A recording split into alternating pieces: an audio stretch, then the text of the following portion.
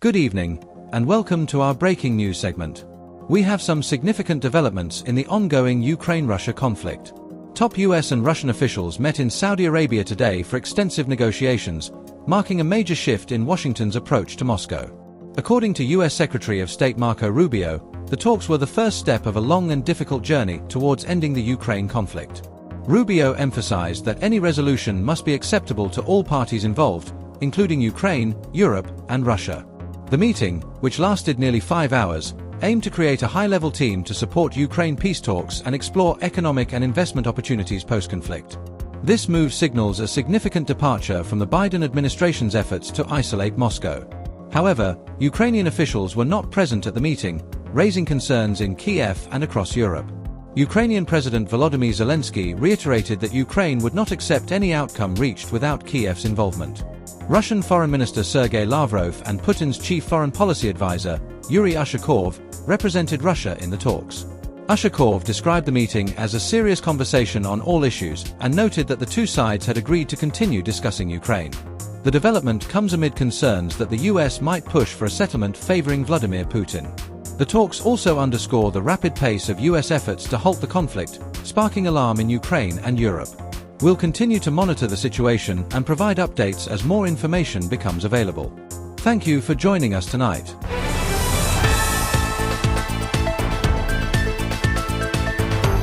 Welcome back. Hamas to return bodies of 4 hostages, including Bibas family. In a significant development, Hamas has announced that it will hand over the bodies of 4 hostages, including the Bibas family, on Thursday. The family, consisting of Shiri and her young children Kfir and Ariel, were taken captive by Hamas during the October 7, 2023, attack. Hamas claims that the 3 were killed in Israeli bombardment, but Israel has not confirmed this to the Power of One. According to Hamas negotiator Khalil al-Hayya, the bodies to be released would include those of the Bibas family. The children's father, Yarden, was released by Hamas earlier this month. In addition to the bodies, Hamas will also release 6 living hostages on Saturday, double the number originally planned.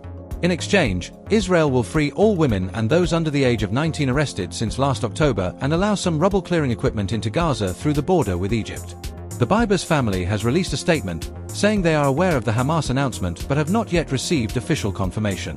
Until we receive definitive confirmation, our journey is not over, they said. This development comes as Israeli Foreign Minister Gideon Sa'ar announced that talks on the next phase of the truce could begin this week.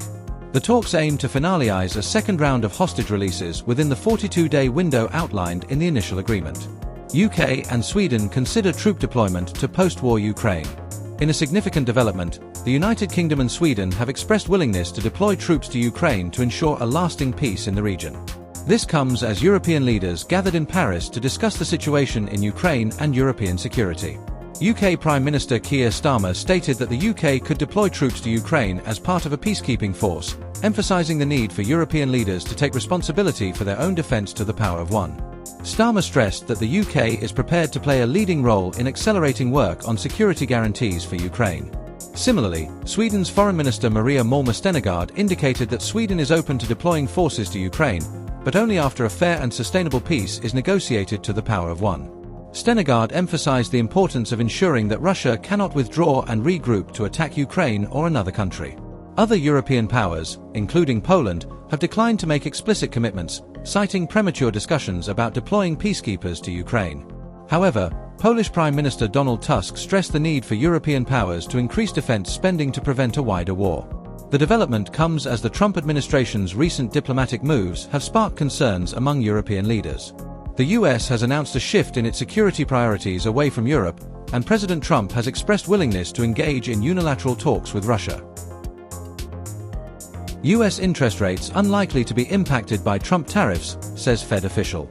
A top US central banker, Christopher Waller, has downplayed the potential inflation risks associated with Donald Trump's trade war tariffs. Speaking in Australia, Waller stated that the tariffs would only cause a temporary and modest increase in prices, suggesting that the Fed's decision-making process should not be influenced by the new administration's trade policies to the Power of One. The Federal Reserve has maintained its benchmark target range at 4.25 to 4.5%, following a 1% cut in late 2024. While some Fed members, such as Austan Goolsbee and Beth Hammack, are concerned about the potential long-term impact of Trump's trade policies on US prices, Waller's comments indicate that the Fed is unlikely to adjust interest rates in response to the tariffs. Waller also hinted that rate cuts could be on the horizon if 2025 follows a similar economic trajectory as 2024. The current federal funds rate stands at 4.33%, with the Fed's monetary policy aimed at promoting maximum employment and price stability squared cubed.